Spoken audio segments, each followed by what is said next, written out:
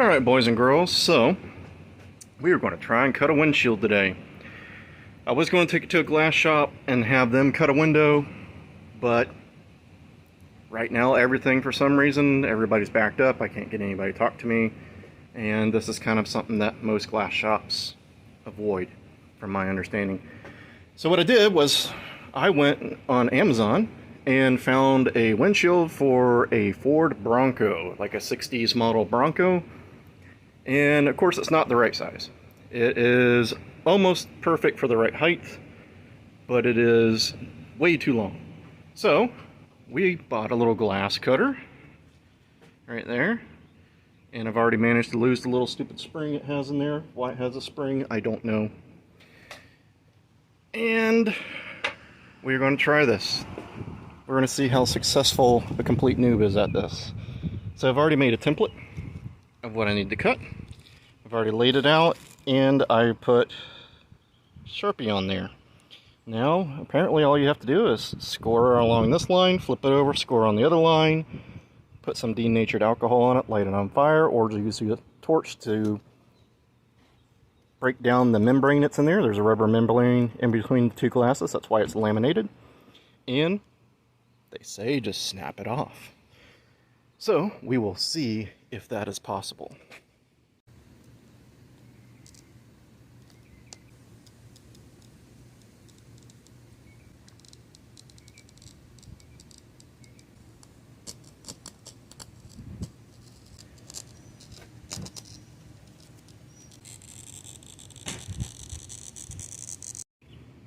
Amazingly, I did not shatter it. So I do have some, I didn't get perfect on the other side, but that's okay. I'm going to grind the glass down. I've seen people using the angle grinder on it and get this side done, and then I have to come over here and do this curve.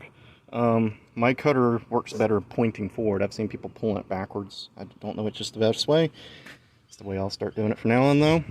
Use the torch and a razor blade. The torch kind of dissolved most of the rubber, and then just used the razor blade to catch anything it didn't melt off. So now I'm going to take the grinder and grind the glass down. Be safe with that, please. Alright, boys and girls, so I totally dropped the ball on filming grinding. But this is my first time ever doing this for a windshield, and I gotta say I am impressed that I did not break it. It's a flat window. I know a curved window is definitely different, but this was not as hard, and I tell you the truth, it was not as intimidating as I made it out to be in my head. So if you're thinking about building a dune buggy window, I'd recommend you try it yourself. The windshield was $75 on Amazon, and right now just everybody's busy. I mean, I couldn't get a glass shop to get me a call back, and I was hounding them, and it was not their fault. I mean, like, they're slap full of work, but you know, it's just not worth their time. So anyways, glass cutter worked really well for me. Pushing it forward seemed to do a better cut. To get rid of once you cut both sides and you open the gap up on each side, I used a butane torch to heat up and melt the plastic in between the window. I said I was calling it rubber before, but it's plastic actually.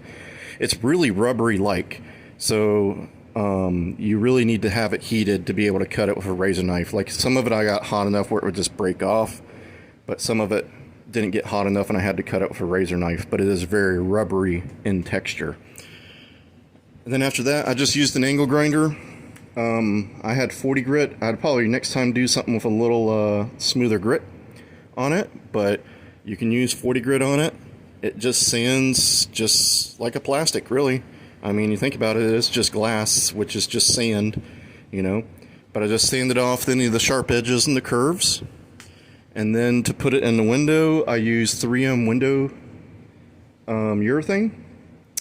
I used clamps to hold the window up. So I put 2 clamps, one here, one on the other side. I took it off already, to have a ledge for the window to sit on. but I had put the bead around the window first, and then just laid it in and squished it in there. And then I tried to smear the excess around the edge to try and make it look pretty. The unfortunate thing is it gets like a skin on it, and after a little bit, like you can see, some areas were nice, and then it gets over here and it gets a little wild and crazy. It starts to skin up fairly quick, not like instantly, but like you do it once and that's probably your one shot to make it nice. So just a word of caution. It's a dune buggy, so that doesn't really matter. If I were to do this again, I would probably look more at an early model Jeep window because they are taller. They are 24 inches tall from my understanding. The listing said this was 19, but being it's Amazon, they were meaning the box. They had the length right, but it was 16 and a half, so I did have to add 2 inches of metal down here at the bottom. Not a big deal in my case, and you can see it's in there. It is not coming out, you know. But now I got a windshield that has DOT rated. It fits in the buggy better than like the plastic or the rubber gasket. They do make a rubber gasket, but then you'd have to cut your window exactly the size for that rubber gasket to fit here and fit the window. This, I think, was a better option, at least for me. So don't be afraid to try it yourself. I just bought the recommended grass cutter off of Amazon, you know, the one that had the most stars, and that worked really well. It was like a no-name brand thing.